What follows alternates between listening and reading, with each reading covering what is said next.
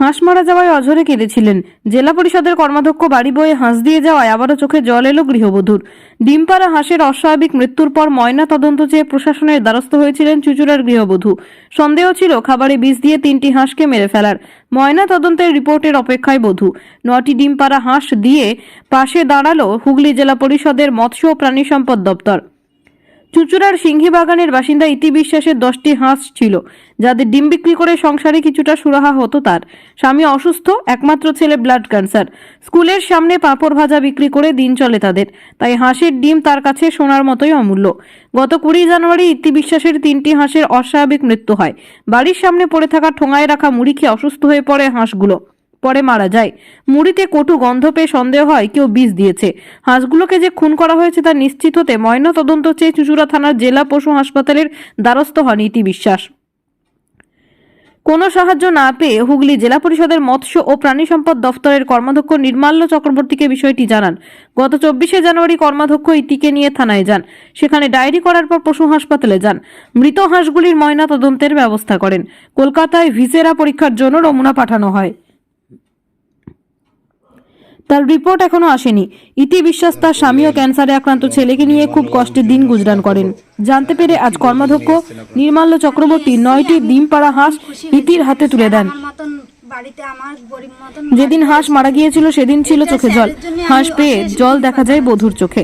বধূ বলেন, কর্মাধ্যক্ষ সাহেবের জন্য আমি হাঁসের ময়না তদন্ত করাতে পেরেছি। উনি আজ আমার বাড়িতে এসে হাঁস দিয়ে গেলেন, এতে আমার খুব উপকার হবে।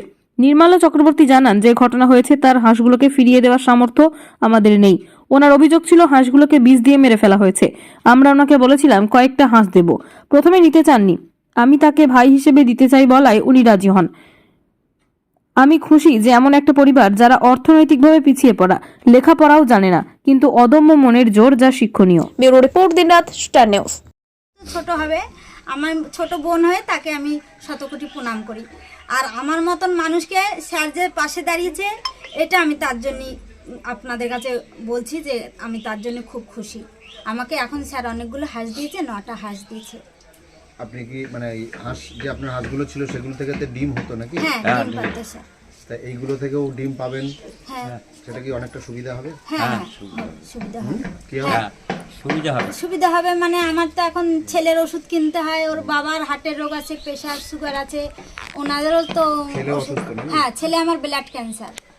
ঠিক আছে, এখন ঠিক আছে, এখন একটু ঠিক আছে, কিন্তু ওর ওষুধ খাচ্ছে, আবার রিপোর্ট করতে হচ্ছে, চেক আপ করতে হচ্ছে, সবই করতে হচ্ছে আমার দিয়ে। ওই জন্যই এখন ওর পিছনে আমার এই দুজনের কিভাবে চলে সংসার। আমার এই স্কুলে আমি খাবার দাবার বিক্রি করি, বাচ্চাদের খাবার, পাপড়, ঝালমুড়ি, এই সমস্ত। যে হাঁসগুলো মারা গিয়েছিল তার রিপোর্ট পেয়েছেন ময়নাতদন্তে? না, এখনো রিপোর্ট আসেনি।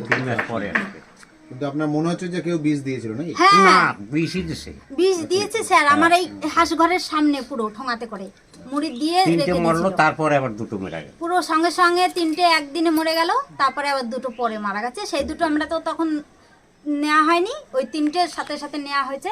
ওগুলো মাটি চাপা দিয়ে পরে জানতে পারেননি? না স্যার, জানতে পারিনি এখনো যে কে দিয়েছে।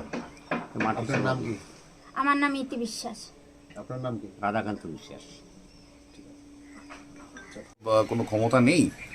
ওনার অভিযোগ ছিল ওনার হাঁসকে 10টা হাঁসের মধ্যে 3টে হাঁসকে বিষ প্রয়োগ করে মেরে দেওয়া হয়েছিল। তো তৎক্ষণাৎ আমরা ওনাকে আবেদন করেছিলাম যে আমরা যদি কোনো হাঁস দিই, কিন্তু উনি এতটাই নিজের স্বাবলম্বী এবং এতটাই নিজের অদম্য মানসিকতা উনি প্রথমে নিতে অস্বীকার করে।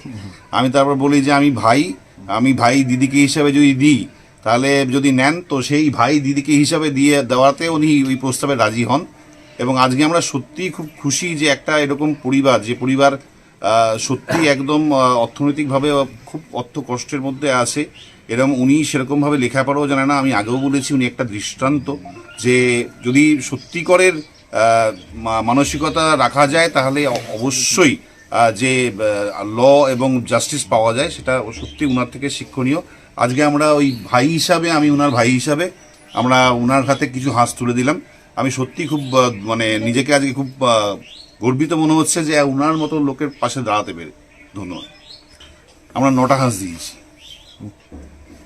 আচ্ছা, দিদিকে